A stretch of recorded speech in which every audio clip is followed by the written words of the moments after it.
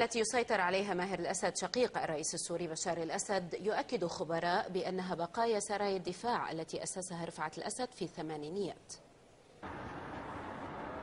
الفرقة الرابعة السورية أو أسود الرابعة كما يطلق عليها بعض السوريين، شبهها الخبراء العسكريون بسرايا الدفاع التي أسسها رفعت الأسد في ثمانينيات القرن الماضي، ومنهم من قال إنها بقايا لسرايا الدفاع. أهمية الفرقة برزت بعد أن استلمها ماهر الأسد شقيق الرئيس بشار، وحظيت بدعم خاص ومنفصل عن بقية الجيش السوري، دعم مادي كبير وآخر تقني وعسكري، كما احتلت أفضل المعسكرات في المناطق المحيطة بدمشق، إضافة إلى تجهيزها بأحدث الأسلحة، وأفراد الفرقة ينالون معاملة خاصة وأسرهم أيضا. ماهر الأسد والذي وصف بأنه الأب الروحي للفرقة يشغل الآن رسميا منصب قائد لواء الفرقة، وعلى الرغم من أنه يحمل رتبة عميد وبحسب المناصب العسكرية فإنه لا يسمح له بتولي قيادة فرقة، فإنه صار الاستثناء وأصبح القائد المطلق الذي تصدر عنه الأوامر حصرا. هذه الفرقة التي قيل إنها تعمل كدولة مستقلة تردد اسمها كثيرا خلال الأحداث الأخيرة في سوريا،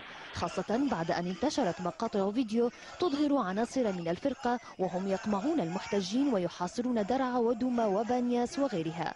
وإذا عدنا بالتاريخ إلى الثمانينيات فقد تمتعت سرايا الدفاع التي أسسها رفعت الأسد شقيق حافظ الأسد بنفس الامتيازات من تدريبات خاصة ودعم مالي وعسكري، واستخدمت الفرقة آنذاك في حصار ومهاجمة الإخوان المسلمين في مدينة حما.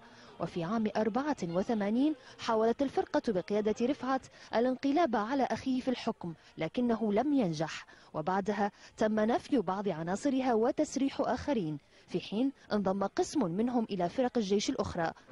ذات السيناريو يتكرر هذه الأيام، المكان نفسه مع اختلاف في الزمان، لكن النهاية ستتضح في الأيام المقبلة. رفاه السعد، العربية.